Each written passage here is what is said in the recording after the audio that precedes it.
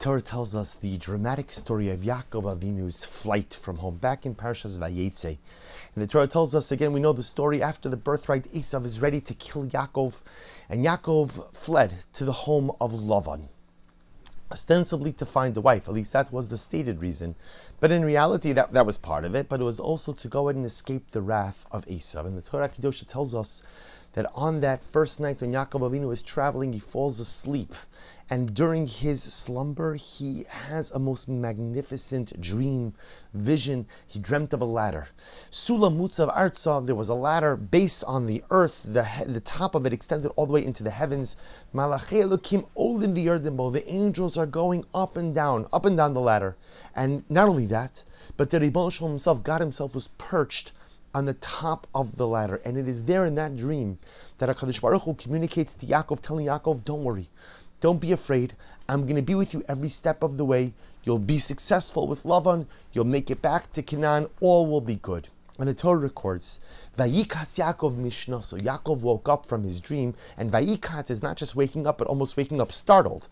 Vayomer, and Yaakov said, Achein, Yesh Hashem b'makom hazeh. There is clearly God in this place. Va'anochi lo yadati, and I did not know. And Rashi understands that what Yaakov Avinu was saying was, wow, I just had this incredible prophecy, this incredible nevuah, this incredible dream. I just spoke with HaKadosh Baruch Hu. I just heard from God, and God is right here in this ladder, right perched in this place.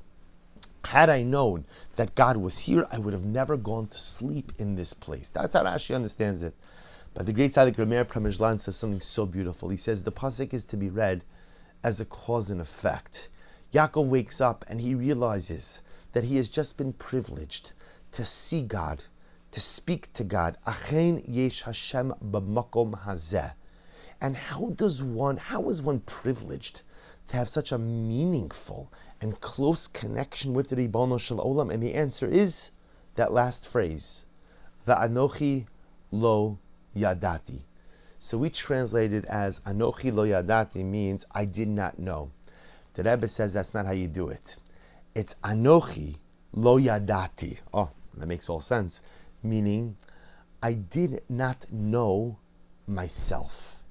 Or explains the Rebbe, I did not spend my life focusing on myself. What does this mean?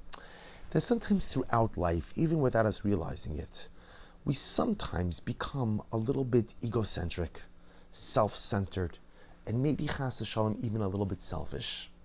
That everything in life becomes about me, my needs, my wants, my happiness. And sometimes it even leads to an erroneous mindset or a detrimental mindset that it's everyone else's job around me. It's everyone's job to make me happy.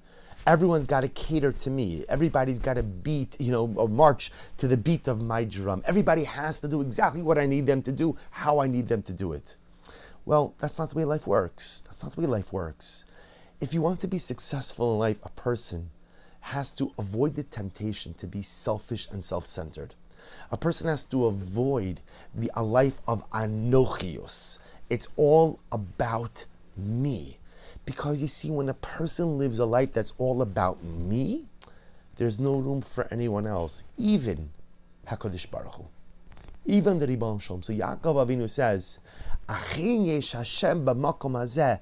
There is so much godliness, so much connection, such intensity of connection with HaKadosh Baruch Hu. Why? Va'anochi lo yadati. Because I don't live a life of focus on the self. The anochi, which means me, lo yadati, I don't focus on that. I don't know about that. Life is not about me, but rather life is figuring out how to do something dramatic, how to do something beautiful, how to do something meaningful, be it for the other, be it for the Ribono Shel Olam. But life can't be all about me. Now, this does not mean that a person ignores their needs, or a person doesn't take care of themselves, or a person doesn't enjoy the beautiful pleasures and luxuries of life. Of course, Kadosh Baruch Hu put it all here for us to enjoy. The question is, what's your focus? Is the focus all about my happiness, my wants, my needs?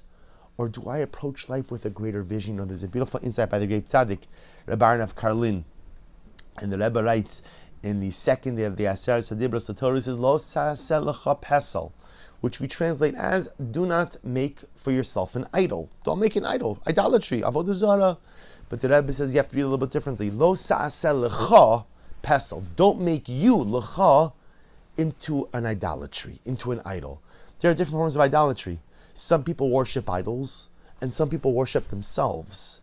Both are illegal. Both are usr. Self-worship is just another form of idolatry. Yaakov Avinu teaches us, the Rebbe of Karlin teaches us, that in life it is so easy to get kind of caught up with yourself. And it's so easy to get caught up with your own wants, your own needs. It's so easy to get caught up in thinking that Kala Olam Nivra Bishli, the world was created for me, but to corrupt that idea into a level of self-centeredness and selfishness. If you want HaKadosh Baruch Hu in your life, says Yaakov Avinu, leave room for him. Achen yesh Hashem b'makom hazeh. You want holiness, you want spirituality, you want the Ribono Shel Olam in your life? Lo sa'aseh lecha pesel. Don't make yourself into an idolatry. Va'anochi lo yadati. Don't live life focusing on yourself. If you have approached life with a grander vision, a vision of HaKadosh Baruch Hu, a vision of others, a vision of your people, then you leave plenty of room for the Ribono Shel Olam to enter in to every area, to every arena, to every aspect of your life. Wishing everyone a wonderful day.